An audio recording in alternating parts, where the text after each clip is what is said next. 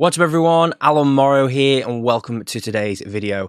In today's video I'm going to show you a little technique that I'll use sometimes on kicks to sort of give it that little bit more of a sort of rounded low end and remove a little bit of that boxiness you can sometimes get in some kicks. So if you are looking for tips like this or further information on helping you with your productions, then be sure to head over to alanmorrowstudios.com where there is plenty of trance production courses, tutorials, MIDI packs, sample packs, all those sorts of things to help you with your productions. And of course, if you'd like to see more videos from this channel, then be sure to hit that subscribe and notification bell. And if you are getting some value out of the videos, be sure to hit that like button as well. So let's get into the video.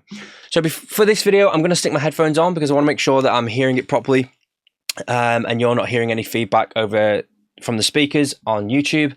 So what I've got here is I've got a couple of different kicks and I just want to show you a little EQ technique that I'll use sometimes. Now, I say sometimes because it doesn't always, I don't always do it.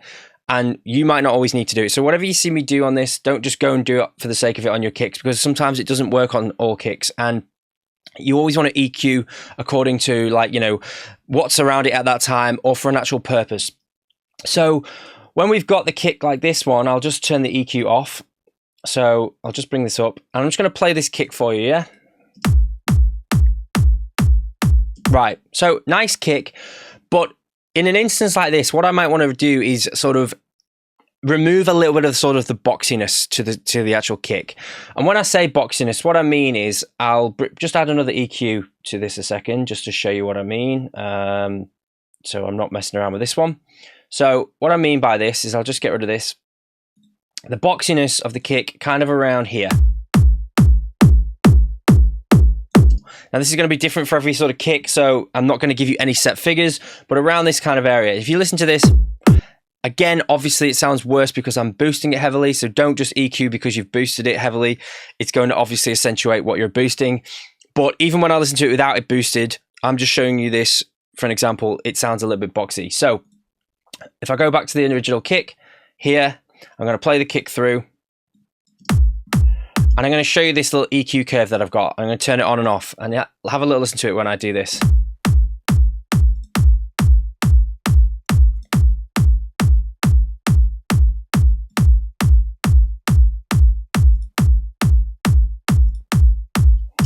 Hear how just this little EQ curve, the way I've got it here, and I'll explain it in a second, gives that kick that little bit of extra warmth and removes a little bit of that boxiness. Now, what I've done here is I've done a little bit of a boost around these lower sub frequencies, sort of here, well, say sub, but around these low mid, higher up sub, whatever you want to call it. So I've boosted a little bit there, but I've also cut out a little bit here. Now, cutting out this little boxy part here kind of accentuates that low end again and kind of rebalances the whole sort of kick. So I'll play that for you again and have a little listen to the warmth that it adds to the kick.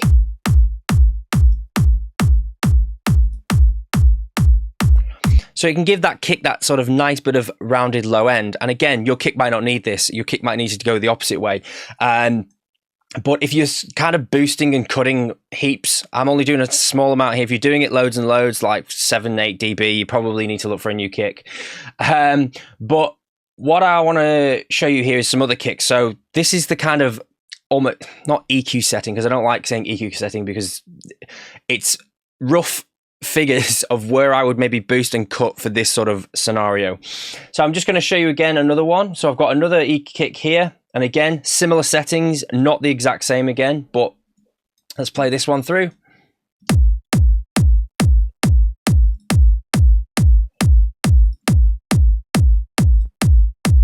Hear how it just gives a bit of warmth to that kick. So again, what I've done here is scooped out a little bit of a boost around here. This is with it off, with it on. Nice little bit of warmth there. So I'll show you again with one more kick just so you get the idea. And how it can kind of change different kicks. And I've picked different kicks so you can see kicks with sort of boxiness to a bit of boxiness to them. To see how it kind of works. But again, this all depends on the elements that you've kind of got in the track as well. You always, every kick that you kind of get in a pack, that kick can only be EQ'd to what's happened in that person's studio. So that kick can't be EQ'd to every single scenario that it's ever going to go in. So you sometimes might have to EQ little kicks, and sometimes you may never have to EQ the kick. But If you find that the boxiness is in your track and you want to scoop a little bit out, be careful, because as well, it's also giving it a bit of presence as well. But if you want to scoop a little bit out, this is how I would kind of do it. So again, here's another kick. With it off, and now on.